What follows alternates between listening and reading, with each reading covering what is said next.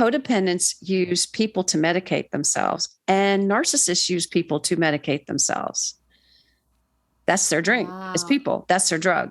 It's people. Narcissists have to have an entourage, and codependents love being part of the entourage and in the background. They love being the wind beneath someone's wings. I did it for a long time. No thanks. It's very, very lonely.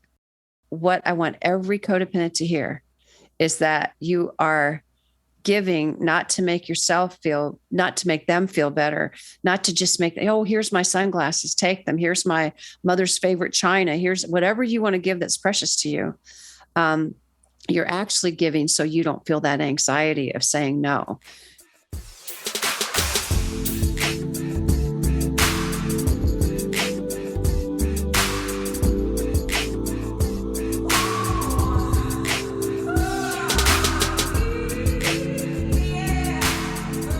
Welcome back. We are on today on the Tour for This Shit podcast with my guest, Joye. I'm your host, Angie Sorensen. I am so happy to be recording an intro today. I really, really miss not doing weekly episodes anymore. I really want to go back to that because I really miss the momentum. I so enjoy just doing this. So I really miss it when there's like 2 weeks goes by, and I know it's sort of what I need to do at the moment just to make everything more balanced. But yeah, I do miss it.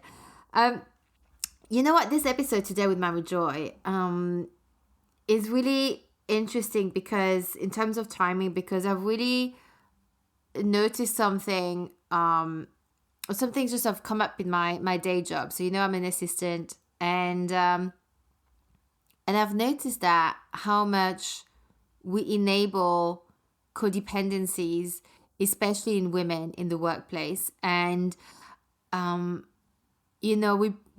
thing is, we probably do the same to men, like maybe with another quality. And I'll come back to that because I do want to talk to you about this. But like I have really noticed when it comes to women, how we praise them at work, and I'm just as guilty of doing it too, or even like accepting that as a compliment. So it's things like, oh, you know what, she's amazing, nothing is ever trouble for her, she's always so helpful, always considerate, she's always there for you, she makes sure everyone is happy, she goes over and beyond. And it really bugged me when I was hearing this recently, because it's just, do you know what it made me think? It made me think like, wait, what is she to you? Is she like, what, your servant? And I know it sounds like a bit crazy to get to that conclusion, but it's because where it came up, where it really sort of like, boomed into my face was we were having this, we was celebrating an assistant who'd been with the company for a few decades, okay, like a long time. And so this was about celebrating her, and there was a few speeches that was given for her, and the speech that her executive, the person she's been assisting, okay, he I don't know how he did not get the message that it was about her, but basically he made his speech about, instead of being about her and something personal to her, he made it about the history of the company. Like, because she'd been there for X amount of decades, he went back into time and did the research about the history of the company. And I wanted to go over and slap him and or just like shake him and go, hello, you're just making her sound, first of all, like from the medieval times, okay? Because he was going, oh, do you remember when we didn't have like Google Maps and we had to use like a map? And so she did that thing. Or we talk about a fax machine. I mean, it was just like, it was bad. And so it had nothing to do with her. It was almost like he didn't even know who he was,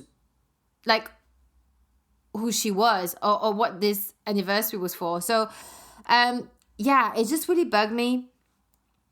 And I felt like I wanted to scream inside, because it's always about how helpful we are, how considerate, working long hours. And listen, I blanked out on a lot of the things that were said because I was so annoyed at all this. Yes, how much more can she give you? And it just felt wrong. And I'm just as guilty. I'm also the one who says, oh, she's always there for you. She's so considerate. And I gotta watch out for that. And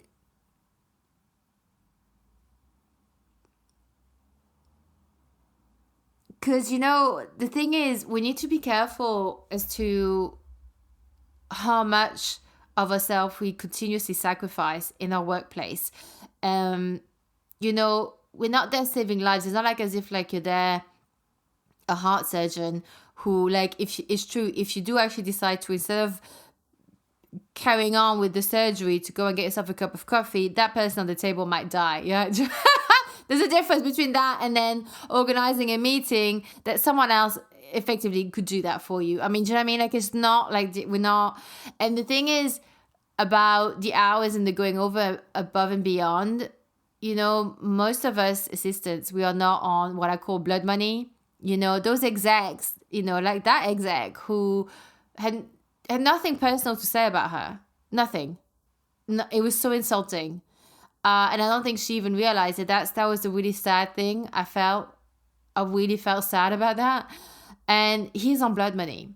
So yeah, he decided, and I know it's not necessarily fair, and I know it's a hard work that they're all doing, but it's just like, it just made me, it felt unfair. It didn't feel right. So anyway, so that's my little vent. And I guess like the relevancy about this episode, because we need to stop this. We need to actually, and I need to stop that. Okay. As you know, like when I get a guest on to talk about things, is usually because I need to be hearing it the most.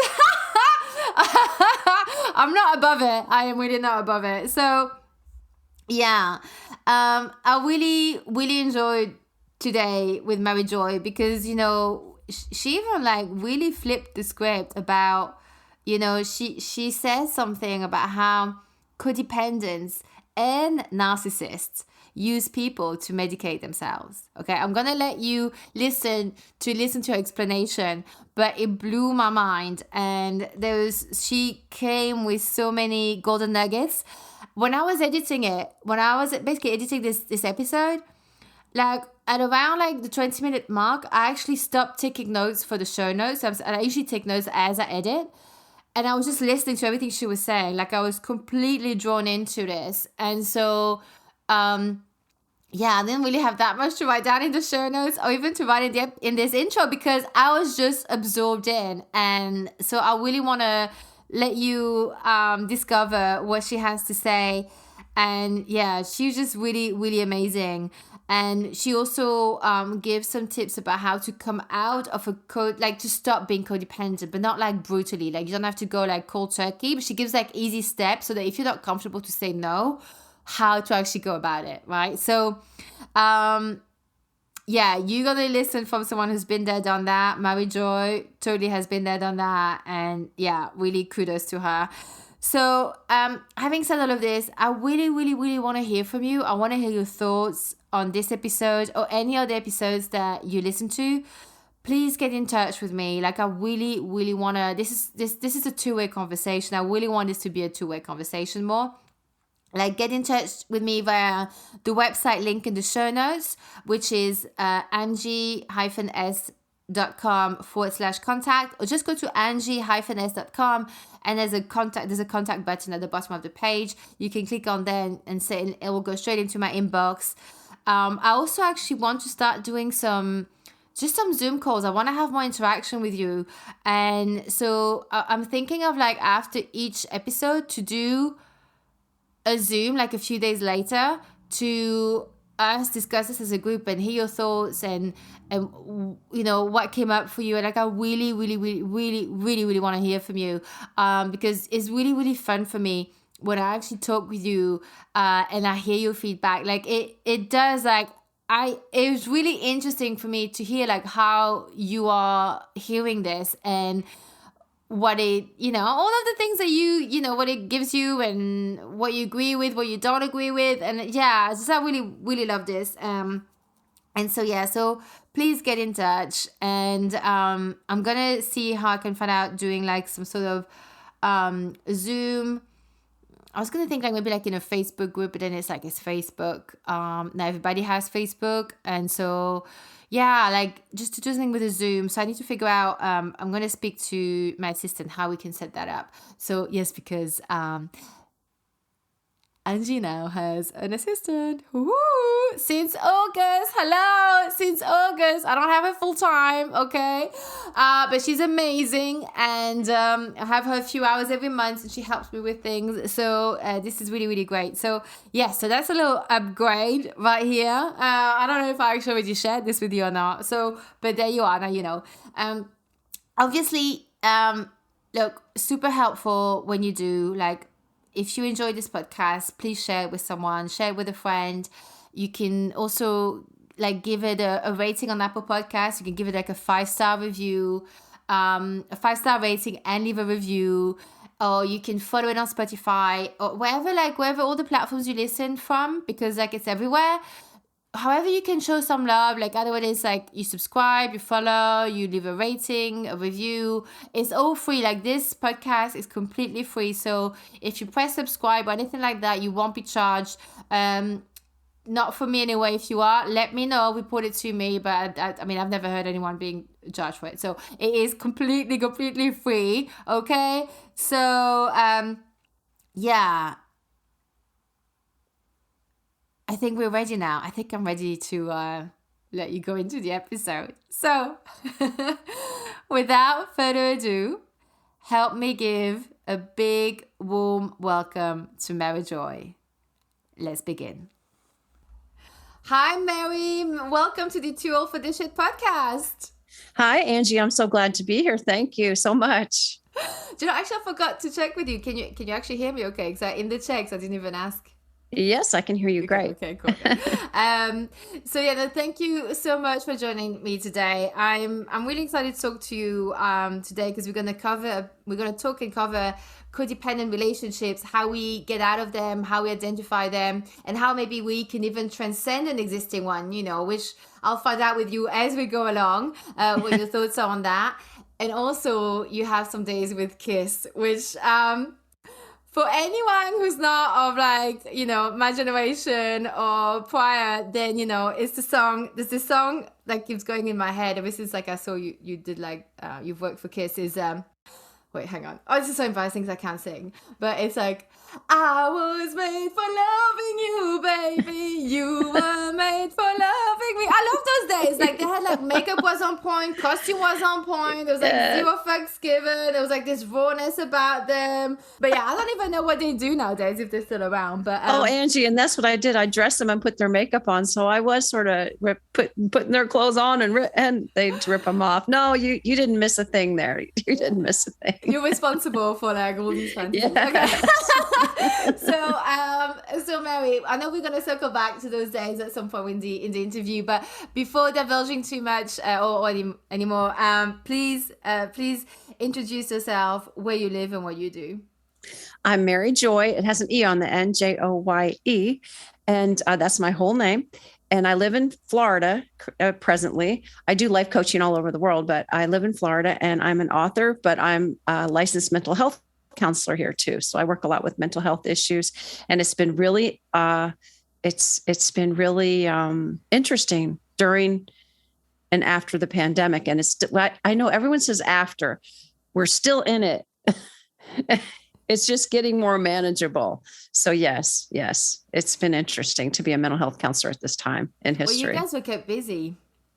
Yes, and a lot of us have gone out of business. So I stayed in. I was already doing telehealth because I was doing coaching. Like people will go off to college and they'll do an internship in London where you are. And, you know, I'm allowed to talk to them as long as they're a Florida resident. So I do that. And then I can do life coaching too with books, and I'm on dailyohm.com. I'd have stuff there. So I just, I love to help people, and I've learned to enjoy my life because, as the title of your podcast, I'm too old for this, you know. Yeah. And I do call manure fertilizer. So we're going to have some growth today. Okay. I've never heard that before in this context. Yeah. Oh, yeah. I use shit for fertilizer, right? The stuff that happens in your life is fertilizer. There's post-traumatic growth too. Absolutely.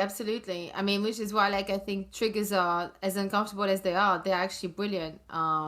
In terms of, like, working on yourself. Unfortunately, people are using them to lash out online and stuff. They don't. They don't use this as an opportunity. They just become a bully and a horrible, troll. Yes. Even if their intentions are pure. Yes. They're just the translation of the behavior is pretty awful. Yes. But yeah, and actually, because obviously we I know you sort of specialize in codependency. Like, why that area in particular? Like, what is it that's made you go into this line of work? Well, it's like when people say physician heal thyself, and I'm not a physician, but I certainly was one of the worst offending codependents. And I've been through a lot of trauma as a kid too. So I work with trauma as well. And codependency, I'm going to briefly define it. It's just losing yourself caring for other people. You just lose yourself, or you have a need to be needed instead of a want to be wanted. We all should want to be wanted. But when you have a need to be needed, or your compassion turns to compulsion, and I'm just going to go to the extreme here because there's a researcher named Barbara Oakley that called it pathological altruism. For anybody who doesn't remember Ted Bundy, hopefully they've heard of him, but he used to hitchhike on college campuses with books in his hand, but he had a cast on his arm or his leg. Do you see how if you feel too much empathy or sorrow, you're not going to put these pieces together? That's how he got his victims. By people that were nice. That's why all his victims were nice girls, because suspicious people would never have picked up a hitchhiker no matter what. But that's how he chose his victims, and he chose them well. They were compliant. Well, that's the thing, is like you have to learn. Obviously, this is obviously I know we mentioned, like, this is obviously an extreme case, Ted Bundy. However, even in let's say if there was a spectrum like Ted Bundy being on one end, and then you have a mild one, which is like a really horrible boss, like, really abusing his workforce, right? Yes. And then you have the more milder one who, I don't know what that would look like, but I guess in any cases, they have to be appealing. They have to love. It's like, the pedophile who works in a nursery, all of this stuff, like the sociopath who works in HR, because that's obviously they're going to have a great time in there. And so they position themselves like, being in the police force. So, they're going to insert themselves and make everybody else look bad. So, and codependents are easy targets, because this is when I was studying and reading and doing work. And when I discovered I was codependent from a professor, I thought I was just being nice, and she was right and I was wrong. And she was a recovered one too. And she was a neuropsychologist. So I've done a lot of neuroscience work on codependency and finding out what makes me say yes when I mean no, and no when I mean yes, and people pleasing and all these things that people do. And especially, I'm just going to be gut honest here, especially females, especially from my generation, we were taught to be pleasing and nice and kind and nurturing. I mean, you weren't allowed to speak your mind or speak your truth. So you were always repressing everything to be nice. And also, especially like in the southern part of the United States, absolutely, you're supposed to subjugate yourself and become, very repressed. So I love to help people speak their truth. And you don't have to become nasty to do it. You really don't. That's the bit that feels so hard, right? And that's why sometimes it can feel like it's quite, it brings up anxiety when you have to you're just setting up a boundary, right? But because I think, like, when you've repressed stuff for so long, or when you haven't said something from the get-go, when you eventually set your boundary, it comes out like a volcano a little bit. Yes. And so of course it's gonna, like, it comes across as a bitch a little bit, because you're not handling it right? So before we go into how we handle it, I want to ask you, like, because obviously, like, why people pleasing, is it because we want to be liked, really, at the end of the day? Like, I know you said the need to be needed, but there must be something. Is there something behind it, or maybe something else too? Like, it's just because you just want to be liked, you don't like being unpopular, like, not in not as a cheerleader kind of way, but like, you just want to be accepted and part of the tribe. Well, that's normal human behavior. Everybody wants to be loved and accepted for who they are. But yes, there's a lot behind it. There's a neuroscience part. You get dopamine when you give. You do. You actually get a feel good chemical. You get dopamine and norepinephrine. It releases oxytocin, the trust hormone. Oh, you just feel so good. That's why we have that saying, it's more blessed to give than to receive. Yeah, it is, but you have to receive to give. If you just keep giving and giving and giving and you're not receiving, then you get depleted and you get burned out and you get that codependent crisis burnout with, well, look at all I do for you and I don't get anything back. You're expecting something in return. That's where the neuroscience of that comes in. If you're just giving and not expecting anything in return, that's just normal behavior. Unless you give a gift, but you said, I gave you this and you don't care about me. That can be a codependent to the other extreme. So there's a lot of neuroscience. We get feel good chemicals when we give. We get in a codependent, people are not used to them saying no or setting a boundary. So I do teach people how to say no without using the word no. It can be done. And they have to retrain their brain to not give into those knee-jerk reactions, to just give when they don't have anything left to give. I always say a codependent, if you ask a codependent for $100 and they only have 80, they'll give you 80, go borrow the 20 and then be in debt for 20. They will do it. I've done it. I've done it. Yeah, it's interesting because well, I mean, I've observed that in other people. So I think there are different. Obviously, there's a spectrum of people pleasing too. A spectrum of like that, right? So I definitely go. I don't go to those ends, but I know that when I've observed it, it almost makes me angry inside at the person that's actually doing. That's actually, that's actually just going. Oh yeah, I'll give you 80. Let me go and get 20 because it feels icky. It feels like this isn't right. Like you are literally. Almost like annihilate, I don't know how to say that word, but almost like erasing yourself to just let someone else, I don't know, like take advantage. It's like it's that energy exchange feels really, really icky to watch.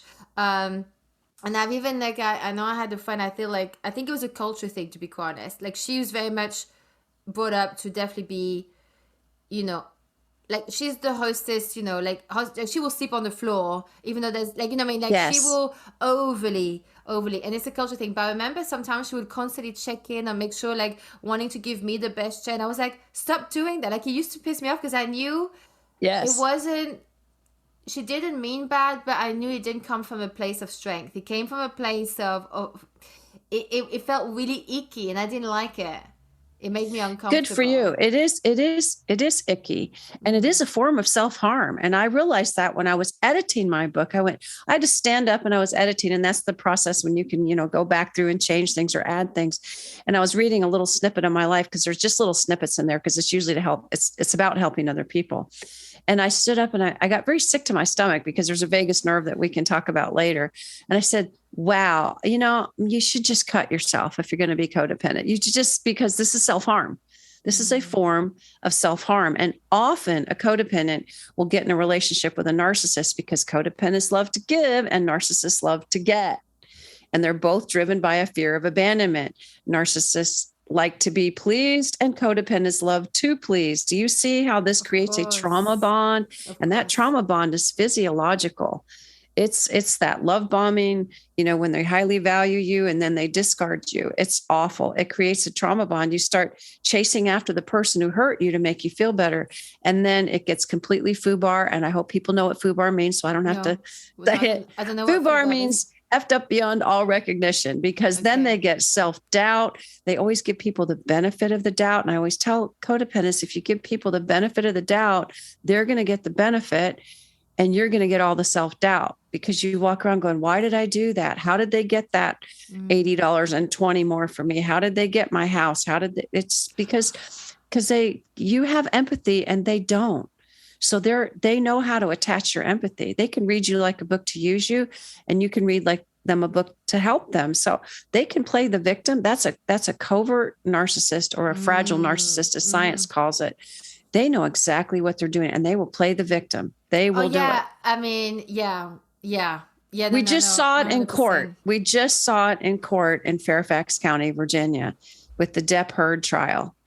I haven't followed it, so I don't even know. I know who won, but I haven't followed it. But it sounds like on both sides there was some issues. There were issues, but on his side, there was addiction and blackouts, and he fully admitted that. He was honest. He's very honest. But she was, and a psychologist came on and had diagnosed her with histrionic personality disorder, which was on the same cluster as narcissism and sociopathy. So I'm not, this was public knowledge and it was on TV. So I'm not betraying her confidence there, because the psychologist was on there. And it's a lot like borderline personality disorder or narcissism. So yeah, it was interesting because women can be abusers too. Oh, 100%. Yeah. No, actually, with Shannon Higgins, she's been on the show like 4 times now, and we covered narcissism and gaslighting and stuff like that. And she actually says that the majority of like narcissism, like, is more women than men. Maybe not by far, not by a huge majority, but it's actually women there are more women than men apparently. So it's not like as if, because I know we like to blame men a lot of all the awful stuff. And I don't. But it's like, yeah, so yeah, it is like the definitely women, and I've experienced women like that. Yes, and and they say in the textbooks that it's 75% men, but if I had to just use my own private practice as a poll of sorts, which isn't, it's not scientific, it's not empirical evidence, but it's about 50-50 that I will see male versus female. Yeah. So I think it's just widespread, and the roots of it, you mentioned culture. Culture can create a narcissist, culture can create a codependent.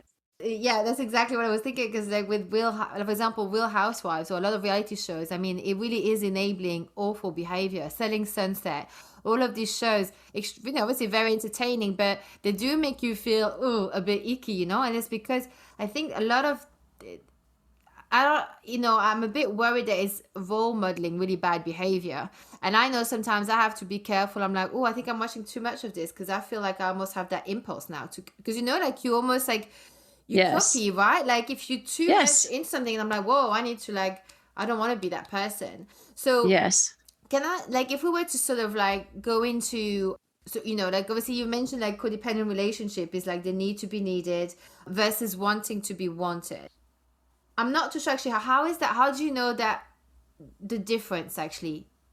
Well, I'll use an example. And I love how you use the term erasing. Before we move on, I bookmarked that. I said, erasing. I wish I'd have thought of that when I wrote my book. And actually, when people self-harm, sometimes they do use erasers to rub their skin and create a mark. So beautifully said, Angie. Thank you so much. Like an eraser, like to yes, they'll start. Yes, I see them doing that.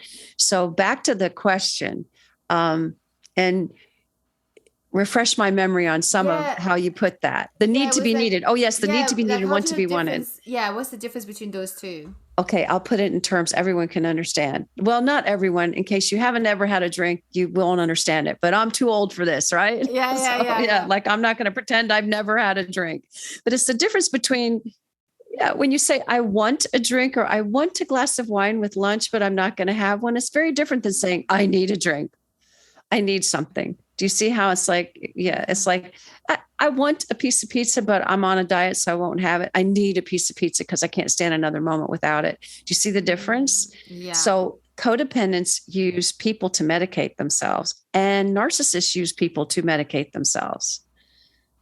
That's their drink. Wow. It's people. That's their drug. It's people. Narcissists have to have an entourage, and codependents love being part of the entourage and in the background. They love being the wind beneath someone's wings.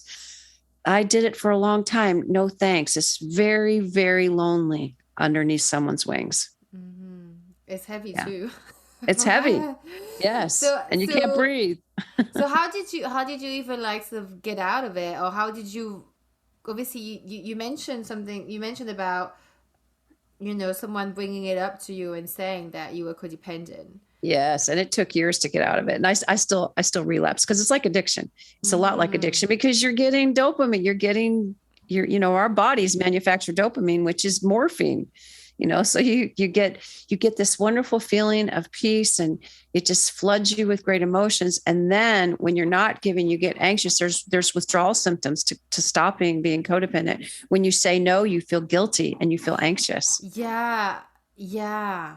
Right. So I had to learn. I do have that too. I think I definitely have some codependent Well, traits in most people me. do. And it's just being kind. Nobody likes to say no.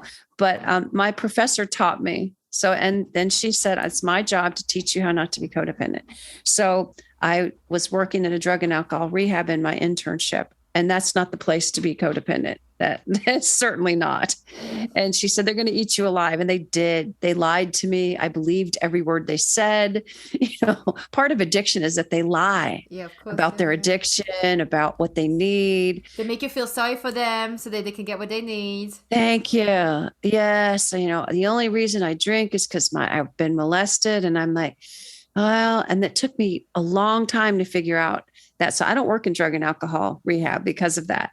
But then it got very bad for me toward the end of a marriage. I was in a very abusive marriage, terrible. So I said, okay, I need to put this to practice. I need to actually exit this marriage.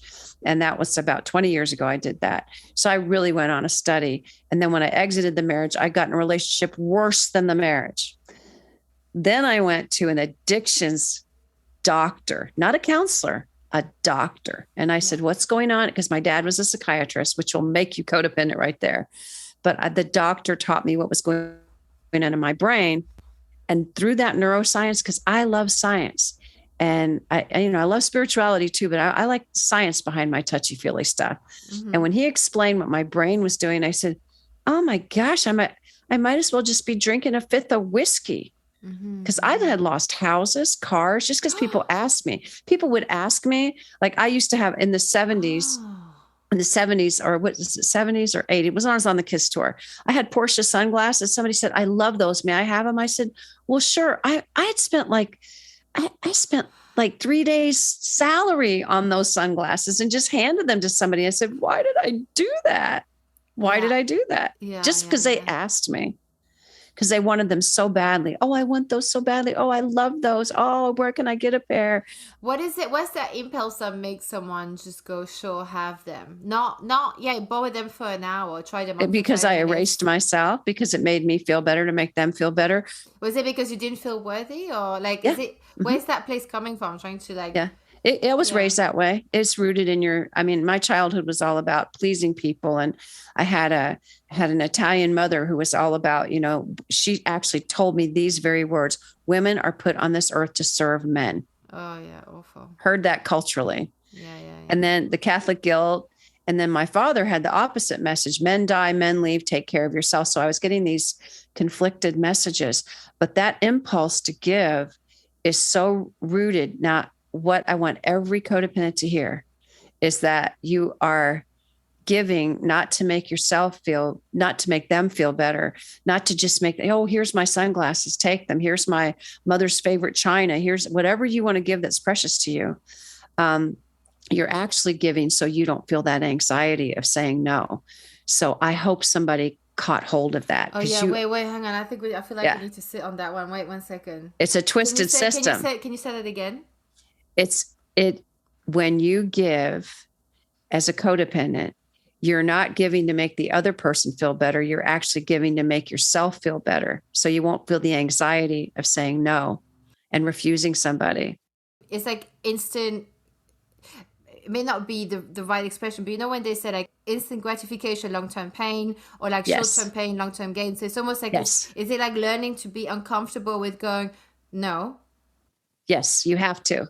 Or just to say, actually, because nothing could have stopped you from trying to say, oh, thank you. Yeah, I love them too. Or, yeah, you want to try them? Okay. Oh, you love them? Yeah, I got them at that store. You know what I mean? Like, point them in a different direction, right? Yes, exactly. So I think, is it like learning to not, to feel okay with that uncomfortable feeling, and to then learn tricks and steps to like, what are the formulas that I can say so I don't have to say, no, you can't have them, because they may say, that's not what I meant. They may not even wanted them. Like, they may not. This person just flat out asked me for them. Oh, wow. Okay. Yeah. I guess she clocked you, didn't she? She knew. Yeah. She was actually. Yes. Wow. Yeah. Okay. Right. Yeah. And I've had people do that through the years. Oh, I want that. Oh, give me that. Let me have that. And I learned through the years not to do that. So the way you can handle that is, like you just said, a compliment. Just say, thank you. I'm glad you love them. I can tell you where I got them. Or if you really, I'm not telling people to lie, but sometimes a way to to deflect someone from doing that is say, thank you. These have a lot of sentimental meaning to me, or someone gave them to me. Hopefully they actually did, so you don't have to lie. But just say, I would love to give them to you, but I can't. But here's where I got them. Because why? I mean, I hard-earned money on the Kiss tour, hard-earned money working for rock stars. All I wanted was those stupid pair of glasses, and I handed them right over. And it took me probably a month or so to save up that money to go in and get them. You know, I was walking around New York, and I'd look at them in the windows of the stores going, why did I give mine away? Why did I do that? I did not know I was codependent at the time. I had no idea what the word even meant. Had no idea. So what is it that you like? What does it look like? The first steps of saying no? Because you said something about the guilt, right? So how do you know if how do we know that when we feel that guilt when we said no? How do we know how do we recognize the difference between where we're just feeling icky, guilt, or whatever that feeling is because we set a boundary and we're not used to it, so it feels uncomfortable, to actually feeling guilty because actually we did something that's not okay, that we think is, maybe goes against our values, when obviously those values come from a place of strength, right? Not about like just erasing all of you and giving everything to them. So how do we recognize the difference? Because sometimes I feel that, like, it's been brought up to me once, like, you're just feeling all anxious because you set up your boundary, and it was like with the guy I was dating. So for me, where the issue comes is like in dating, like that, like, how do I speak up? As part of this podcast is really learning for me to get my voice. You know what I mean? Like, I have my voice in other places. I'm like, people are like, no, you're not shy, you're not this. I'm like, yeah, wait till I have a crush on you and it'll be a bit different. Yes. I get that concept. Yeah. So how do we know the difference between guilt that's okay, like of a guilt because we just set a boundary and we're just not used to it? Well, it's the discernment of that is a very fine line. There's a very fine line between compassion and a compulsion. So when you're setting a boundary, that would just embrace that guilt and then stop. I tell people, stop and pay attention to your body. Where do you feel it in your body? Because usually it's in your stomach. We have a vagus nerve that runs through our brain and our face, and it creates the heart pounding, takes your breath away. It doesn't know the difference between fear and excitement. So maybe it isn't guilt. Maybe it's setting a boundary. So take a moment to breathe, just what you said, and go, am I truly guilty? Can I really afford to give that person this or that? Do I want to? Or am I setting a boundary? And if you're setting a boundary, then embrace that guilt as your best friend and say, oh, I'm so excited. I'm breaking the pattern. Yeah. Instead of saying, oh, no, I feel so guilty, say, oh, no, I'm getting better because I recognize the trigger and I can neutralize the trigger. I teach people to recognize and neutralize those codependent triggers, those knee-jerk reactions. And I fail at least once a week. I always say, I'm so excited to see how I'm going to fail this week, because then I know where I have to correct the course. Yeah, you know that you're growing, you're trying, right? Yes, and I recognize it quicker. And somebody asked me to do something, I say, oh, sure, I'll do that. And then I'll go, okay, shouldn't have done that. Don't have time, whatever it is. Then there's nothing done that you can't undo. You can say, I misspoke. I just checked my schedule. I can't do it. And if they keep hammering at you, then don't feel guilty at all. They're just using you. If you feel used, you're being used. That's all there is to it. You feel like you're being used, you probably are. Yeah, I like to call like that feeling of ickiness. You just know you can't put your finger on it, but it's like icky. Something's like icky. Yes. And all you want to do is walk away. It's like, I don't even want to be around that. Yes. You said about recognizing triggers and neutralizing triggers. What do you mean by neutralizing triggers? When you recognize your knee-jerk reactions, even if you've been traumatized, because I work with trauma too, and codependency sometimes comes from being traumatized or being sick as a child. It's like, I'm not worthy. We call people invalids. That makes them invalid. I hate the word invalid. It means invalid. They're not like a productive member of society. It was awful. I spent a year and a half in a wheelchair with a broken leg, and I felt very invalid. So it just kind of makes you, there's unworthiness and a sense of, I don't deserve what other people have can come from many, many places. And you could just be born with extra empathy. So you really have to embrace, like we're talking about, you have to embrace that guilt as your best friend sometimes. That's what you have to do, and learn to say no without saying no, because codependents can't say no. So you have to do the gratitude sandwich thing I just told you. Like, thank you for thinking I could do that. I really can't, but I appreciate you thinking I could. That's a compliment. Yeah. And then walk away. Walk away. And maybe also like less is more. Like, I think that sometimes like it got brought up to me at work. I've got a day job, and I often sometimes ask people, how would you phrase, like, because English is not my first language, so sometimes I also like to check a little bit. And I remember, like, I thought, oh, that email is super clear, like, that's that's what is happening. And then my colleague read it, and she was like, oh yeah, just remove that second half because you're making it sound like as if it's actually possible it can happen. Mm-hmm. And I was like, oh really? I didn't realize that's how that read. And the thing is, like, I have to learn, like, less is more. You don't have to overly inform people, overly explain, overly. Less is more. So I think absolutely it helps also maybe that side, like if we're a bit on that leaning towards like people pleasing. Yes, you recognize it. Well, I didn't see it until it was brought up to me. I was like, I thought that to me that was clear, but it wasn't. And it's like, I had to check. But you asked for help. You asked for help. That's codependents hardly ever ask for help. So you ask for help. Someone taught you to recognize it. And when you recognize something, you neutralize it, meaning it has no effect anymore. It's neutral. It's like being Switzerland. You don't feel the emotion. It's like, okay, I recognize I have a trigger to want to give to this certain person, or this person's always asking me for stuff and they hound me if I just give to make them shut up.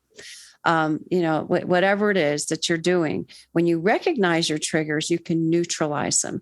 Like if you recognize in trauma that every time you hear a siren, your heart goes, off and you start pounding and breathing heavily, you can just calm yourself and say, that was then, this is now. A siren was in my trauma in the past, but that was then, this is now. I don't have to react. I can respond. And it means slowing down and saying less, because codependents, just like you just said, they over-explain, they over-defend, they take offense, they give defense.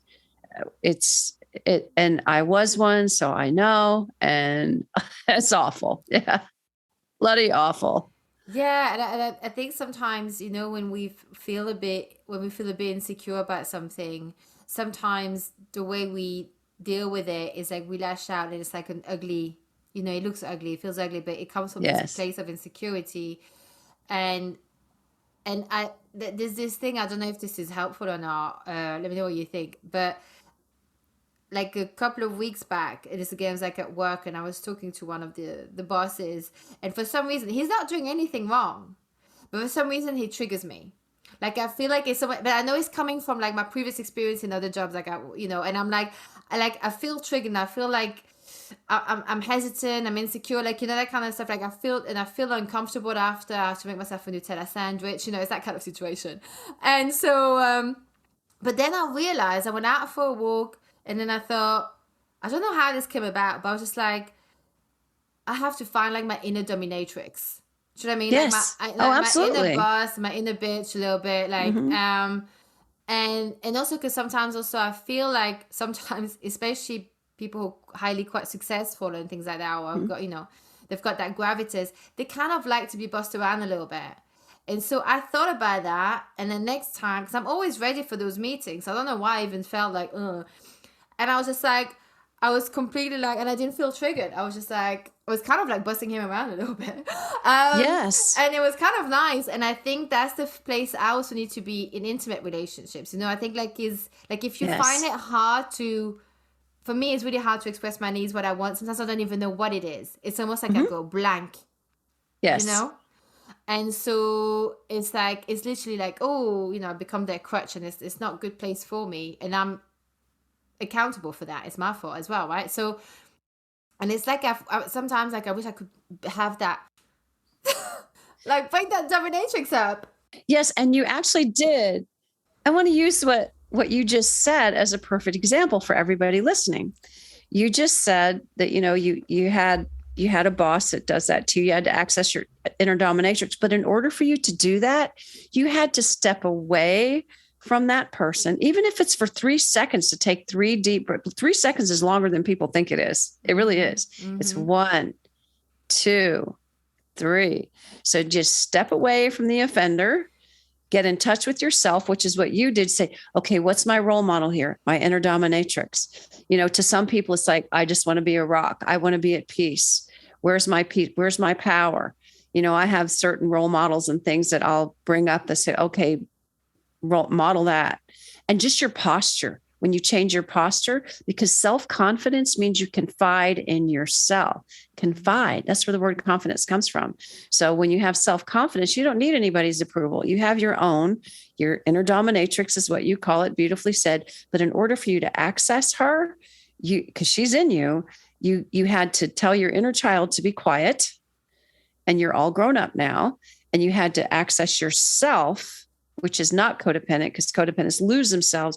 You weren't erasing yourself anymore. You were bringing yourself back in the light, saying, okay, I'm as good as he is.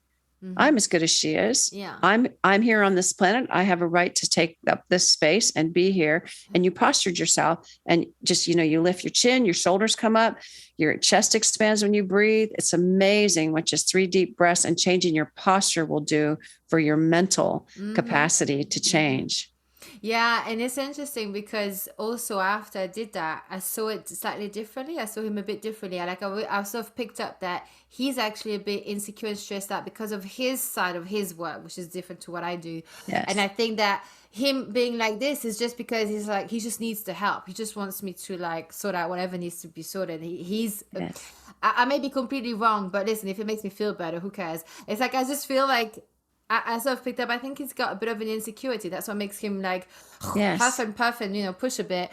That's all narcissists have that. They're all their inner child is they're stuck at 14 or 15. They're just stuck at entitlement and rebellion, and I want everything, and I know it all, and I want it all. Yeah, they're very insecure. They're overcompensating with being that bravado. A codependent will overcompensate with being overly giving and overly nice and overly kind, when just being philanthropic would be good enough. But no, they have to go overboard. So yeah, do you see how this trauma bonded relationship happens? And when you just change your posture, you can even lower your voice. A lot of people that are insecure will upspeak like that. And it always sounds like everything is a question. Yeah. That is a sign of insecurity. So if I think I can do that, but if you go, I can do that, or do you see how you could say, no, I don't think I can do that. Do you see how all of a sudden that's like giving a narcissist an interstate highway, like a 4-lane, like the Autobahn right through. They're like, oh no, this person will say, yes, I can manipulate this person to do what I want. But if you state your case, like you said, less is more. Yeah. You don't have to erase yourself anymore. I love that. You don't have to erase yourself at all.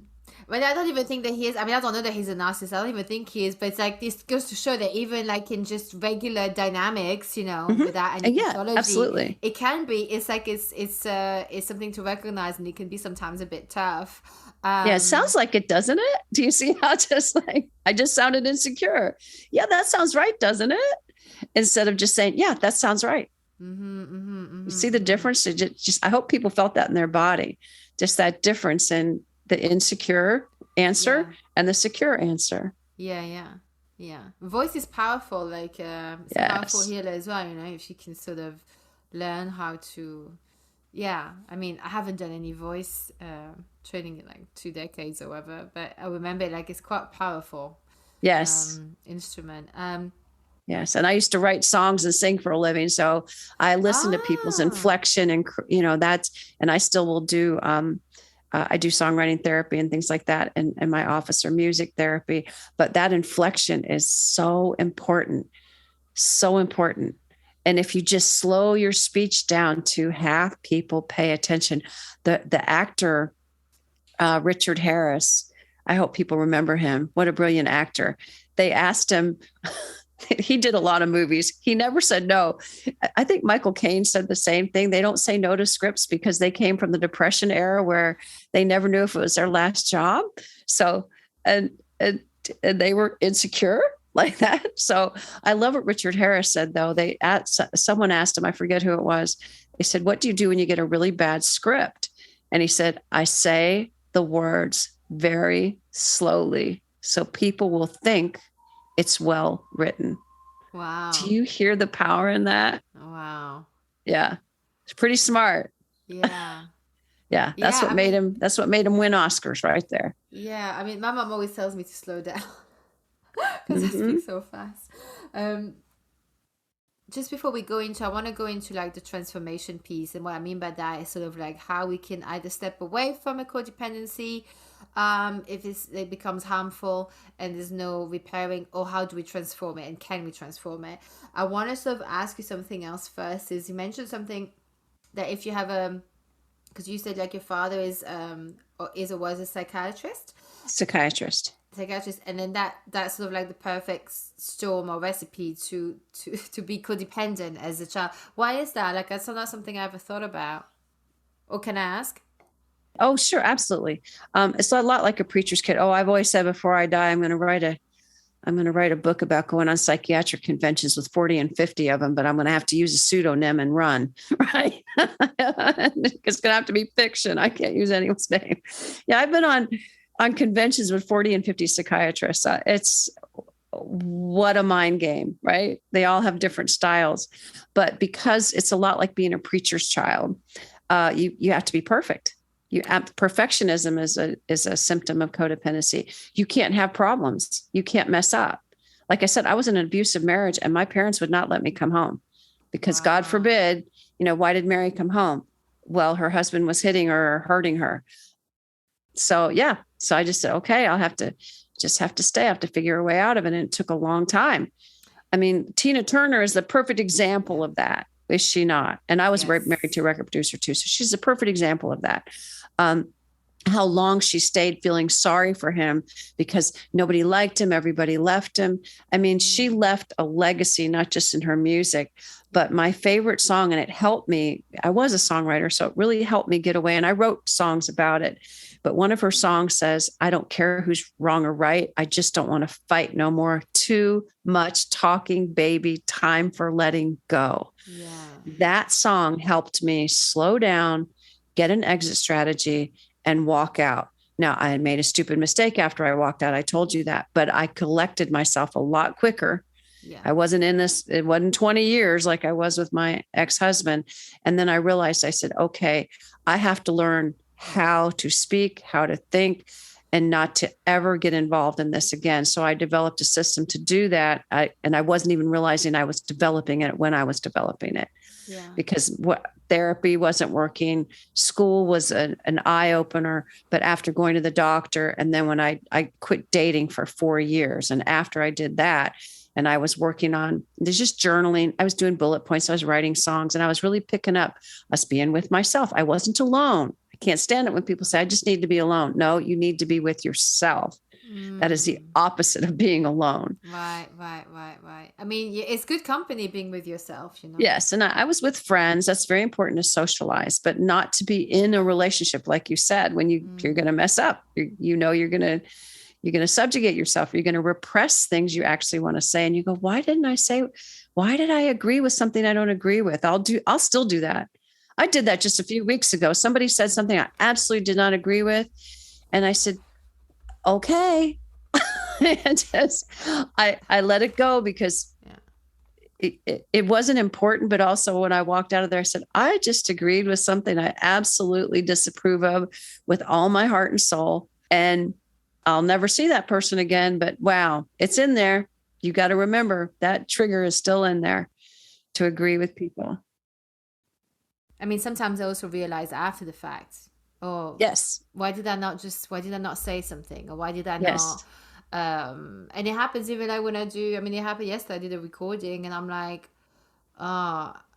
like sometimes I guess, but it's also maybe like we have to have the grace of letting think that you cannot, if I guess there's the opposite is true too. If like every time I felt that I need to correct or not correct, but like express my opinion just because someone says something. Like you'll never have a conversation going. Like you'll never finish someone will never finish a sentence, right? So I think there's part of that, but it's more, I guess, like when there's the opportunity, like, you know, like you were saying, like, you know, you spend time with yourself and you had to learn to how to think and speak. And I really want to ask you, because I understand, like you mentioned something about the fear of, oh, that's how I heard it, but like the fear of messing it up again, or the fear of doing it again, or the fear of that, because for me, that is definitely my fear. Like that's, I mean, I haven't been in a relationship. I may have dated a little bit, but I'm not even contemplating it at the moment. I just don't, I don't want to have to face the pain of how to, like, even recognizing how do I feel. That's in intimate relationships, right? I don't really seem to have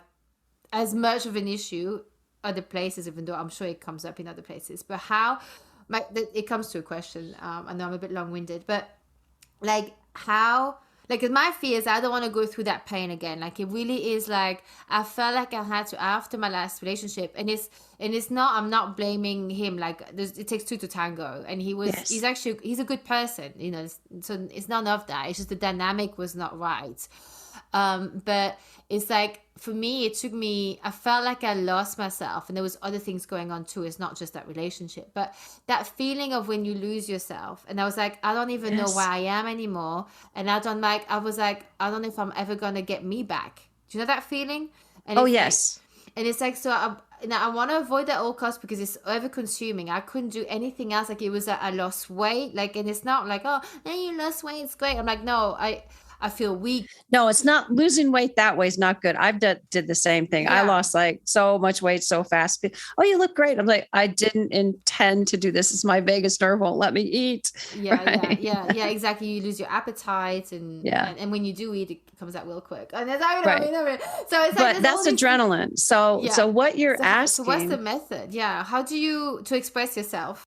What happened? And it's beautiful what you're asking, because it is exactly what I did to break it. I'm so glad you asked that question, because, and it's in the book I wrote at the end of every single chapter. I did meditate. So don't shoot the messenger. You have to visualize the life you want. That's the easy part. That's like just daydream about the life you want. Okay. So when I didn't know who I was, and I didn't know what I wanted, but I knew what I didn't want. Right. And so I said, okay, I'm going to start dating again. My supervisor actually made me start dating, because my out of university supervisor, he said, I'm going to make you start dating. I went, no, please, no. I had the avoidant attachment, just like you're describing. Wow. Avoidant attachment. I was going from insecure attachment to avoidant, and he knew it, because he was a neuropsychologist too. And so I said, okay, well, if I'm going to do this, I'm going to go home. And I made a list. I didn't even tell him I was doing it. I made what I call an ideal mate list. So I wrote down the things I did want and didn't want in an ideal mate. I wrote 20 things, just bullet points. It's that simple. I hope everybody out there does that, because when I read the list back and I read it out loud, I said, oh my gosh, I'm a narcissist. Every single one of these things is me. I was making, and I said, now I know who I am. I know who I am because of who I want. Do you see that? Do you see how I say narcissists secretly hate themselves and codependents secretly love themselves? I didn't know that. Oh, actually, it does make sense, actually. Yeah, the list was not because codependents erase themselves and remove themselves from themselves. It took me to write a list about somebody else who would be an ideal mate. I'm looking at the qualities in someone else that I would want to have, to be treated like. And then I realized, I said, I have all those qualities. So it's not narcissistic at all. It's confident. I said, that's who I am. I want someone who's empathetic, tender, compassionate, is adventurous, loves to, jump out of planes, scuba dive, have adventures. But that's not narcissist though, is it? No, it's not. I said, it's not. You. Okay, right. No, I said, I thought I was a narcissist. And I said, oh my God. And I said, no, this isn't narcissism. This is self-confidence. Why did you think you were a narcissist? Because all codependents, when they start expressing what they really want. Yes. Okay. I you just got it. Don't you love silence? Yeah. Because even on a podcast, silence is good. Yeah. The aha went on. Yeah. Because you think you're the horrible person at the beginning, like, or that you is that guilt all the time, that feeling of you're a piece of shit, like literally, like Yes, you're not yeah. worthy. And it's like you said earlier, it's not your first language. So a codependent's first language is not self-care. That's not their first language. I don't even like to use the term self-love to codependence. I still don't like the term because it's unfamiliar. But to self-care and have self-respect. So I read that list. I said, no, I'm not a narcissist. This is who I am. And I finally just figured out in 120 bullet point list who I am. I no longer had to ask the question, who am I? I don't know who I am. Then I started writing down what I didn't want so that I could deduce what I did want. Deductive reasoning straight out of a science book. You deduce, you subtract what you don't want. And by doing so, you write the opposite. So when clients come in to me and they say, I don't know what I want, I don't know who I am, I do those two exercises. And they're at the end of every chapter of my book. Like what you don't want, write the opposite on the other side. And at the end of the book, they're only left, because the left list is what's wrong. They're only left with what's right. Seriously, I make it simple. It's that simple. Yeah, no, but I think, I also think that often solutions are just right in front of you, like they are. This is like literally, there's proof all along. Like you can literally go, I didn't want that, I don't like that. Well, there you go. You like, you know already what and you do want. like this. Yeah. Yes. Yeah. If you don't like sports, you're not going to do well with somebody who wants to go to a soccer or football game not if he wants you to go with. If he's happy to go with his friends, right. That's fine. Right. But if every single day or a single week, it may be an issue. Yeah, that's a form of erasing yourself. I mean, if they don't want to do anything you want to do, I mean, is it okay to collaborate? Absolutely. Is it okay to compromise? No. Collaboration is give and take. Compromise is subjugation. What does that mean because the subject of compromising in dating has come up a few times in this podcast with different guests. So I want to ask you, like, I don't like that word. What is the difference between collaborating? I can see by your face. I don't like that word. What's the difference between collaborating and compromising? Like, do you have an example? Yes, I do. Because a great one, actually. Because and I have a license as a family court mediator as well. So, and they call that kind of law. There's adversarial divorce laws. And there's collaborative divorce laws. Florida has both. So you can collaborate and reach an agreement. And we start with trying to find the things they agree on to help them reach a resolution. Because I'm a solution-focused therapist too. So as a mediator, same thing. What do you agree on? Where can we start with the common ground? Not what's the most divisive. What's the common ground? And we're seeing this at a societal level now too. So hopefully this will ring true. Yeah. So collaboration is different than compromise. I'm not asking you to give him or her the whole house. How, can you sell it? Do you want to buy half of it out? We're just reaching an agreement. I'm neutral. We have to be a neutral party. So collaboration is like, okay, give and take, reciprocity, equanimity. In Florida, we have equitable distribution. It's not fair, but what's equitable? So is it equitable in a relationship to compromise and give up everything you want? Like if you really don't want to live in New Jersey and they say, well, you have to, I'm going to make you, but they don't really have to live there. That's compromise. How can we collaborate and move someplace we both like? Does that make sense? Collaboration is reaching an agreement together. Compromise is somebody diminishing themselves to lift the other person up, to give them a need they want. That makes sense? Yeah, it's a form of people pleasing right there. Mm-hmm. Yeah. And we all have to compromise in life. I mean, we all do. I mean, we all know we have to work to earn money. That's a compromise, right? Yes. A lot of us don't like sometimes. Right? Exactly. If you're dieting, you have to compromise. You're going to have to compromise what you love for what's healthy for you. Mm-hmm. But still that you're collaborating to do that. So if people can reframe that, because that's a cognitive behavioral therapy term, you reframe compromise into collaboration. If you feel like you're constantly compromising in a relationship, start collaborating and saying, okay, I've been doing this, this, and this. Can we go here, here, and here? Or if not, I want to, like you just said, can I go with my friends? Beautiful relationships, by the way, people come and go freely. They don't have to make the other person love what they love.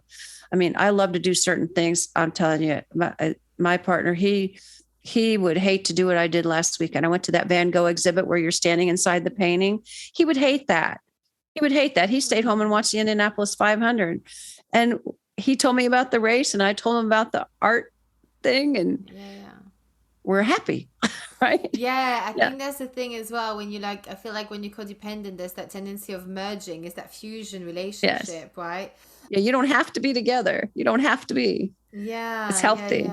Yeah. What's the difference between equitable and fair? You mentioned that in the collaboration. Equitable is collaboration. Nothing in life is really fair. In fact, a friend of mine who's a judge said, if you're going to look for fair, don't look for it in law books or in a courthouse.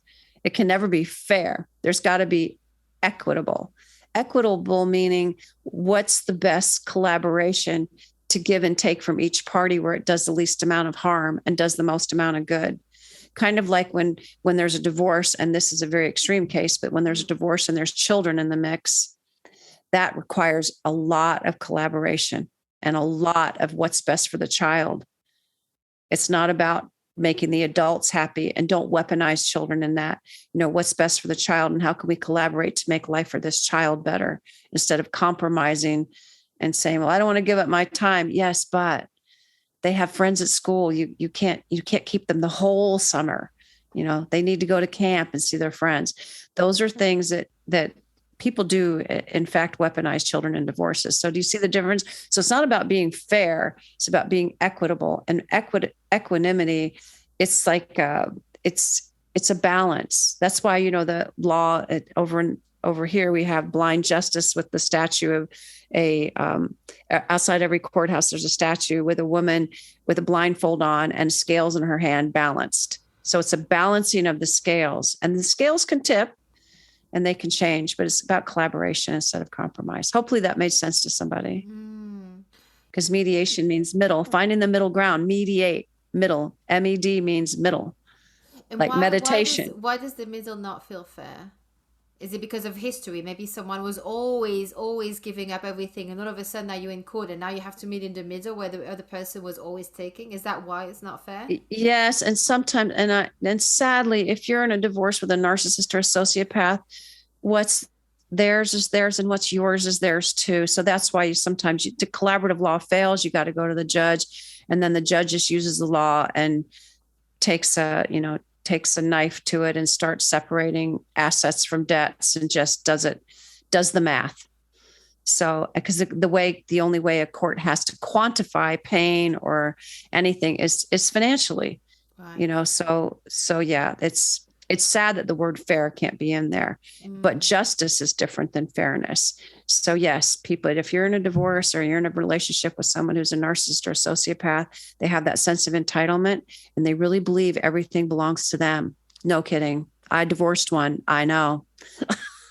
And I gave up stuff just to get out of it. I compromised. That's why I don't like that word. I should have collaborated more. I should have hounded on that mediator to work on my behalf. Not against him, but for me, to shift that, you're on his side. No, it's like, I should have said, okay, I need you to help protect me, not to go against him. But that's the thing, isn't it? Like, for you to be able to do that, you have to have that strength. And when you're in the middle of a divorce, especially after a relationship that's been so draining, it's very hard to even say, well, I want, or I deserve, or I should. You can't. That vocabulary may not even be there, because you're like, no, it wasn't. That is too much. There's too much pain, and that is the job of the mediator, right? Is to actually recognize it and step up. Yes. But that, so. And my attorney too, he didn't do it either. I said he won't accept that. He won't. It was against legal advice. He should have. He should have stuck up for me, but I should have also stuck up for myself. So I hope somebody out there is hearing this, because you have to be your own advocate.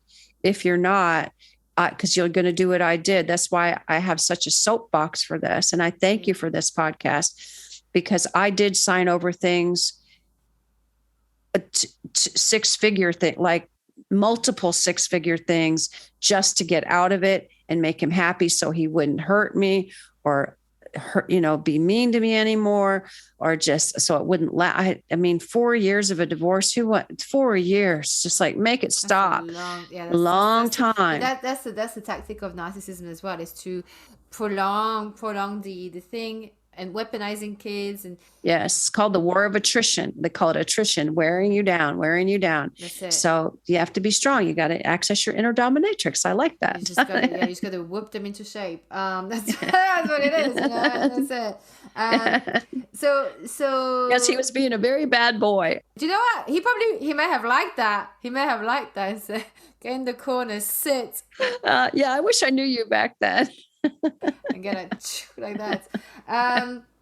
Yeah, I mean, that's why, you know, it's funny because I actually did have a dominatrix on. I actually really want to have her back, but we haven't been able to find like a time and things. But I really loved how I didn't necessarily agree with everything at the time. Of course, maybe now I'll be like, yeah, but like what I really loved about her, like, is like I felt like she could really teach a thing or two about confidence and self-esteem.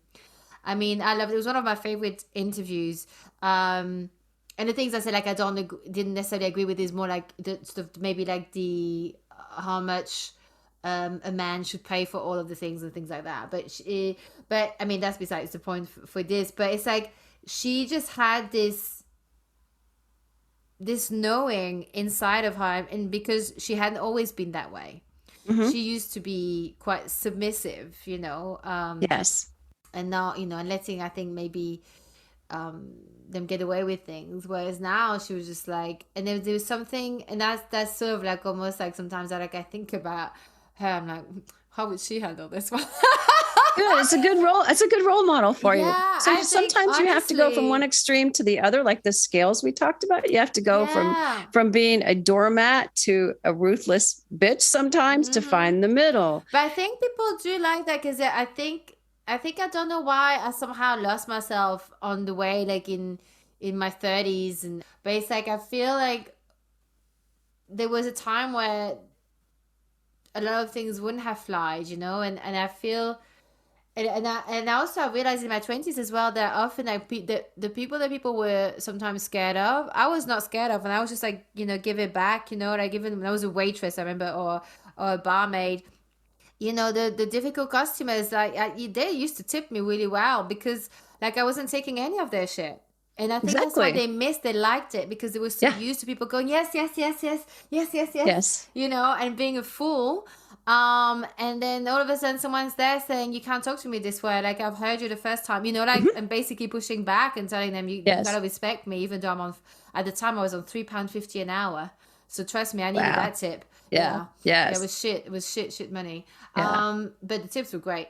And I think that's the thing is like I have known this cognitively, and I've experienced it, that it's true. People want that they need that bounce back. People don't respect doormats. They really don't. They don't like it. It feels icky. I don't like it when I come across it. Like I'm like, ew, because it's like that poison chalice that you were explaining earlier. You give to receive, right?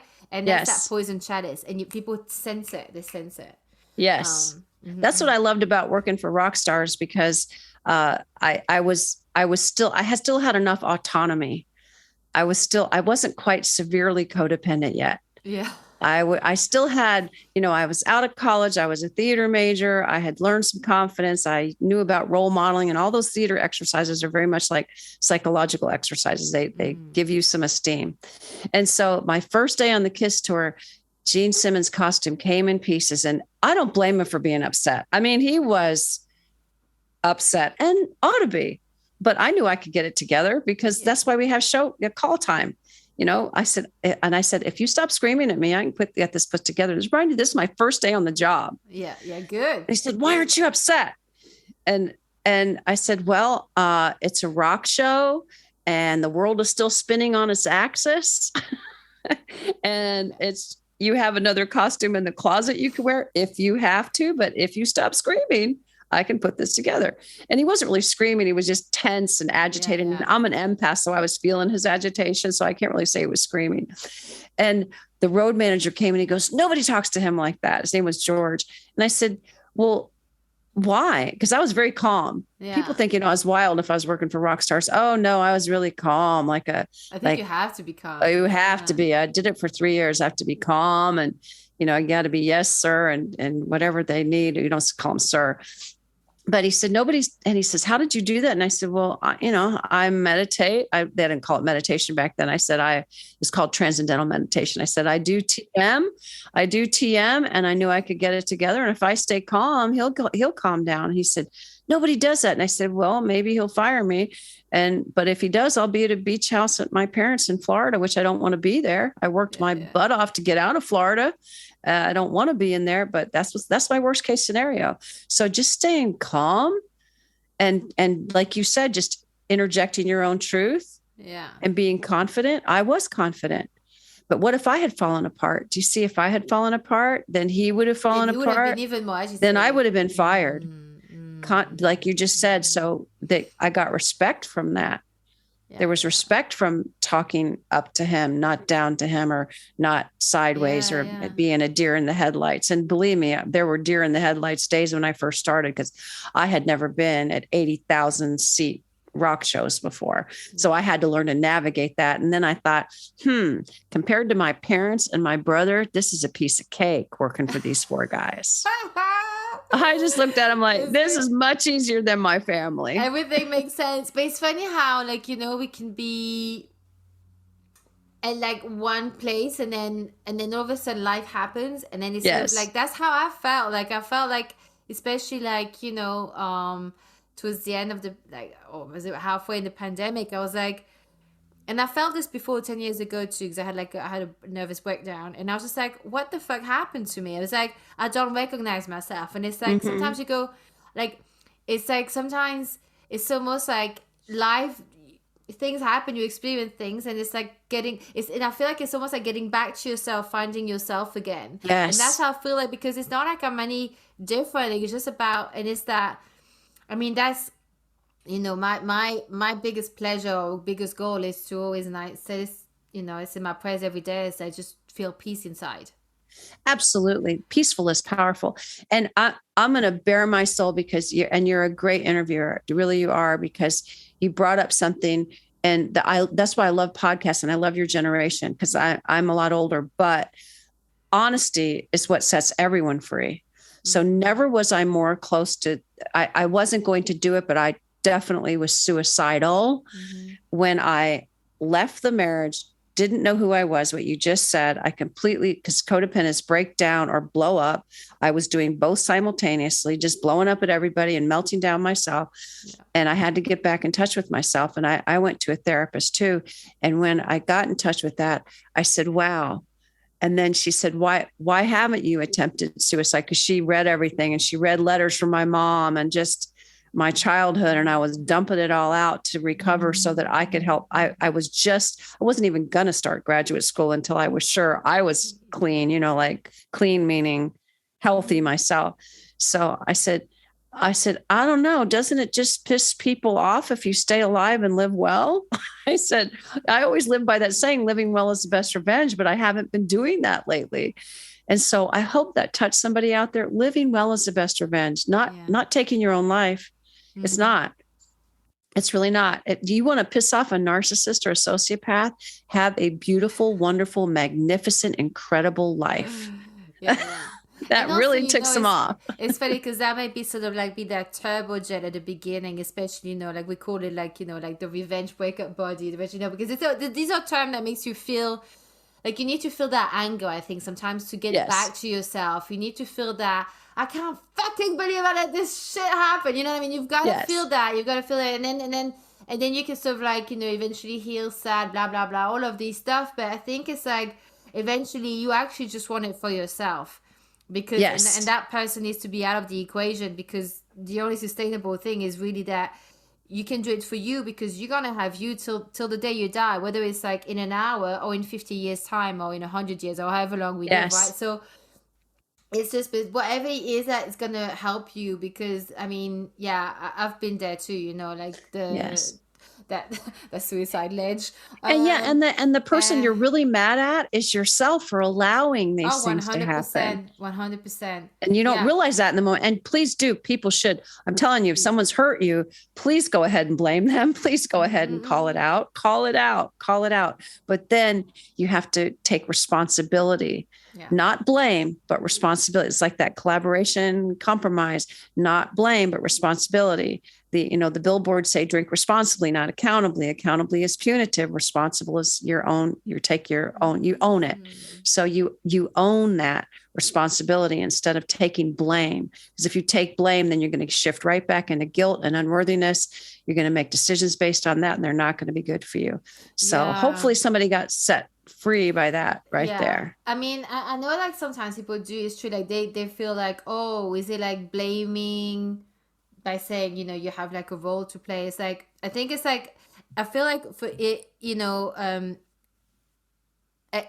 for me, like when I sort of see what my role was, you know what I mean? It helped me, because I was like, all of a sudden I felt like, oh, well, I can control that. I can fix that. Instead of going, oh, he did this, he did that, or she did this, or she did that. And because it's true, some people, sometimes they will take advantage, they will do shit and stuff like that. And that's true. You're not accountable for their action. However, how I react to it, how I deal with it is my path. You're responsible for your reaction. You're not responsible for their action, but you are responsible for your reaction. Exactly. And I think that's, and obviously I'm not talking about people who are, being dragged and attached somewhere and people are doing exactly. That's a whole other ballgame. I'm not even that's victimization. That's victimization. That's a whole other that's like that whole other show. They had no control over that, and it's like that's too dark for me to even go into. But it's like, I think it's like, that's the thing, is like, for me that was empowering for me, and I think that's the thing as well, why I feel like it's like, that piece of like, what is that part that you can control will make you be able to do the change. And it's definitely not. So I think, like, I mean, I use the word accountability. I didn't know like that, obviously. But with stability, it is what it is. Like, what's your part in that tango dance, even if it was a shit dance? Because that's what's going to help you make that change. Is there like how, like, I guess like what I'd like to sort of like round up on is, because obviously we talked about, recognizing it, neutralizing it, action steps, like when we lose ourselves, because I feel like that's often what happens when those bullet point lists are everything. The bullet point list, exactly. The ideal mate list, and what you don't want, the what you don't want list to deduce what you do want. That's it. And then and I think it's whatever it is that's going to make you feel empowered, right? And I think like the thing I wanted to round up on is like, is there anything else sort of like that you can sort of give us as a practical the tip of how to, obviously it's hard to do like a general statement, right? Because every situation is going to be different, but how do we start to, okay, I need to like, first, like, how do I recognize what I want? Like, as if we just talked about the bullet list. But then how do I then maybe like express a boundary, and I know I'm going to feel uncomfortable with it. It's going to make me feel, like you should have that internal shake. That's how I feel. I was like that internal. It's almost like a vibration. Yes, it's your vagus nerve. Everyone, it's VAGUS, so people can Google it. So I don't have to give a neuroscience lecture.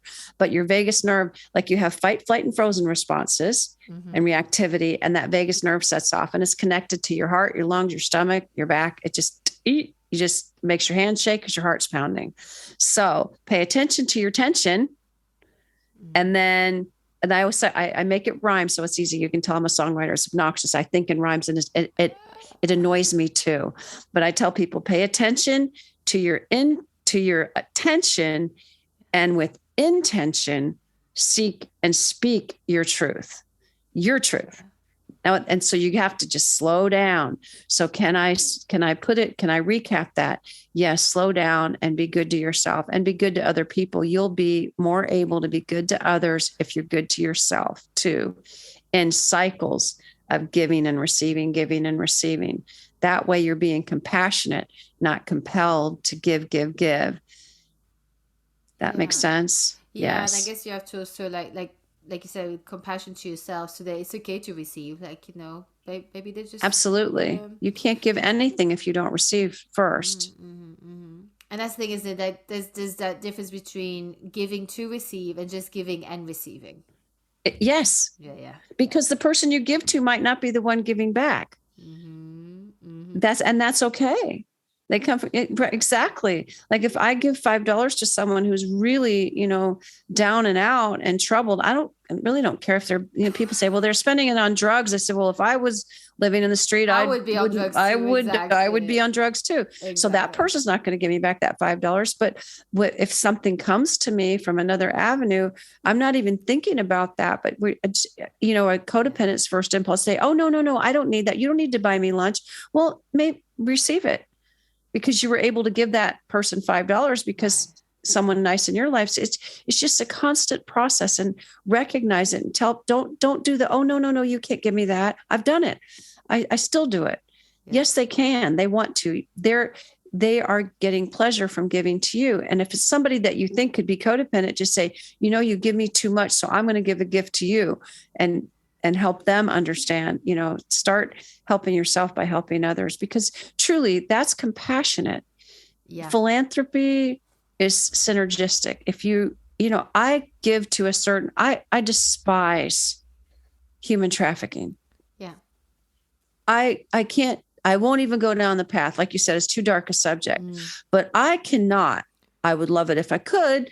I cannot walk into a human trafficker's den and rescue people.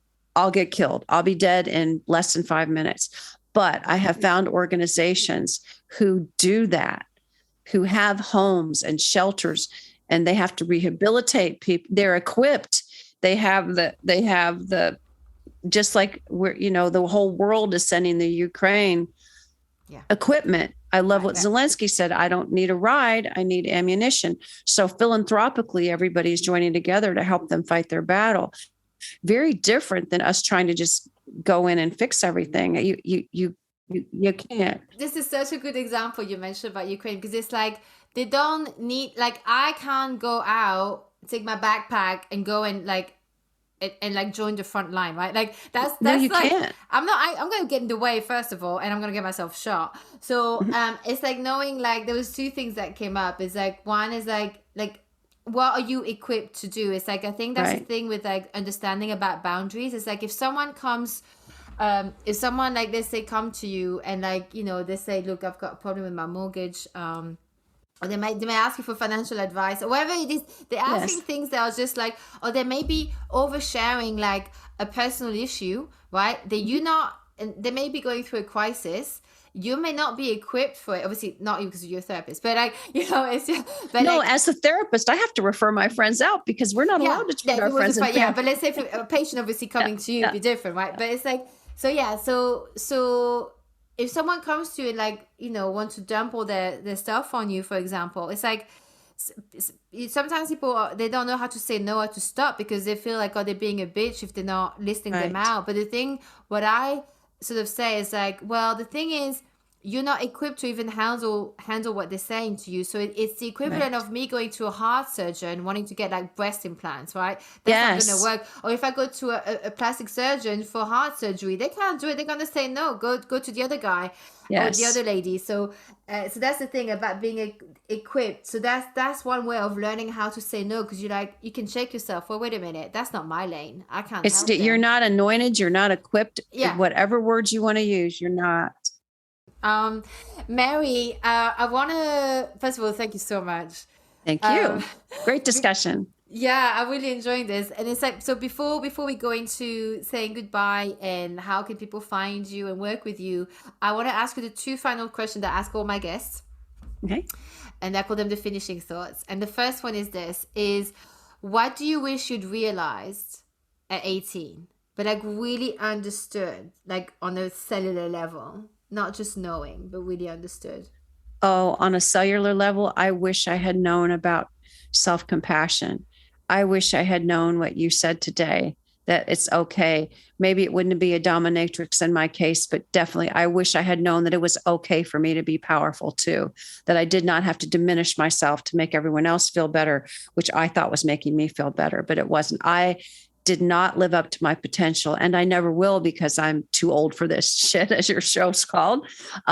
There's little things that I'll never be able to get back because I allowed myself to be subjugated. I wish I had known not to diminish myself, that I'm just as valuable and worthy as every other living, breathing human being, animal, you express it, the ocean, everything in this world. Everything is worthy, everything. And everybody's somebody. Listen, I think a lot of us, I've definitely been there where I've completely erased myself, and not just in relationships. So yeah, but once you do that, it's a long battle back, I feel. But yeah, definitely don't beat yourself up with that. Yes. I could have done so much more for others, which is what empaths do, if I had known that it was okay to do things for myself and to succeed in ways that I felt, guilty about, or I let other people have jobs or do things. I wish I'd have known that. Yeah. Not to diminish myself, to make other people happy. But that's how you can help people now, because you understand it as well. Yes, I understand it. I see them doing it, make them stop. Sometimes I make them put stop signs on their screensaver.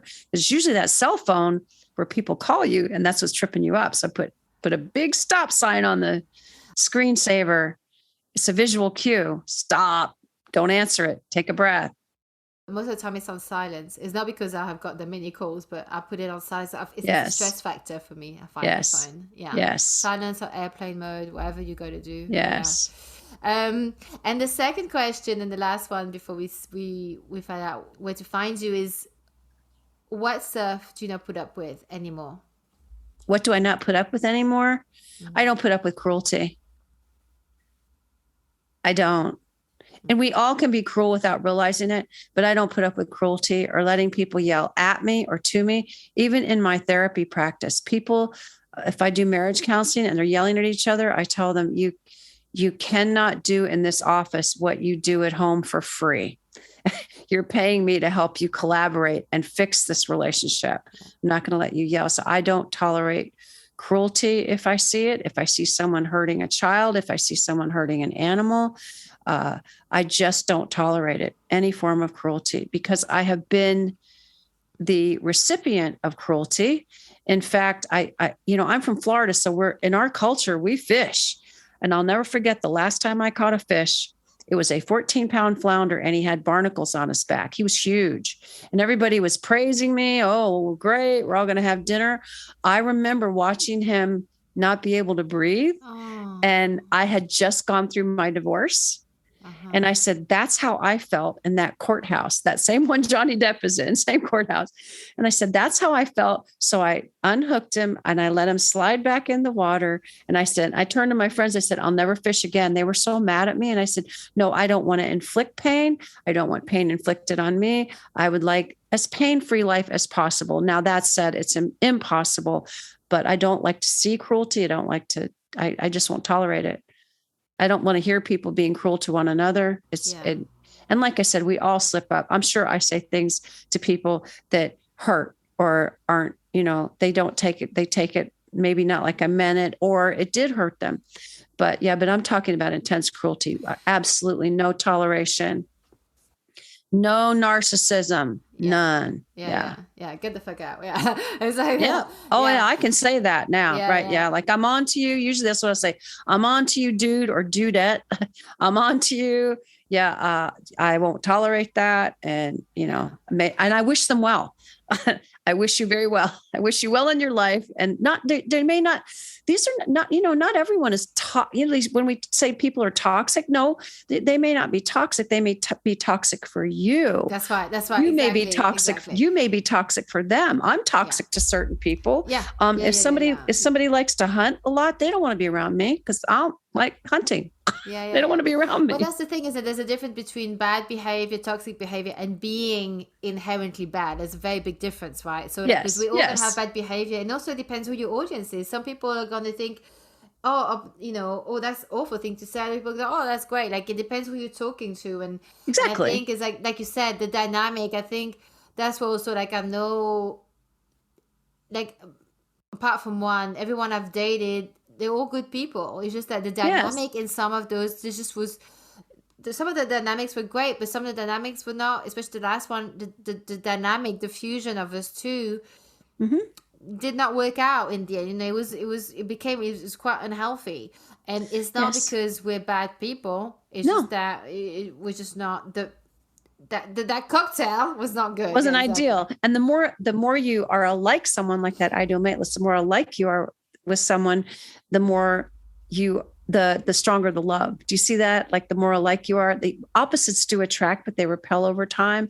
So that ideal mate list really is whoever is most like you is who you're going to have an easier time being in a loving relationship with, because then you can do things together. You're going to be compromising and collaborating a lot less because you're going to be so similar. It's called the Michelangelo phenomenon. So I actually got a name, but yeah, you're a lot alike.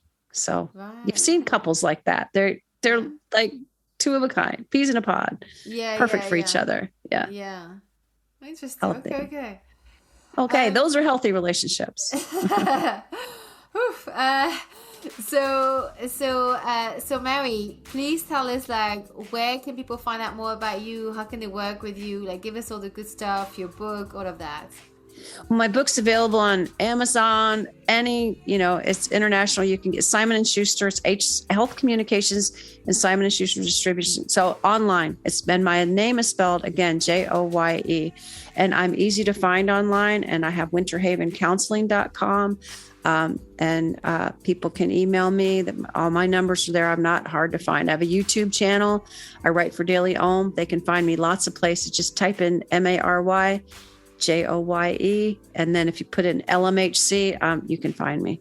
There's even some of my old songs floating around out there. They're really twangy because they were country, but they're out there. Nice. I love it. Thank you so much. Thank you. And thanks so much. This was really, really amazing, and I thought it was really, really useful. Thank you so much. Yes, thank you. And that's our episode. I hope you enjoyed it. Please don't forget to rate, review, share it, subscribe it on iTunes, follow it on Spotify, or whichever platform you listen from. However you show love is how you can support this show. Drop me your questions or suggestions for future episodes via the website at angie-ness.com, or come and find me on Instagram at @ToolForThisShitPodcast. See you next week, and until then, using health inappropriately.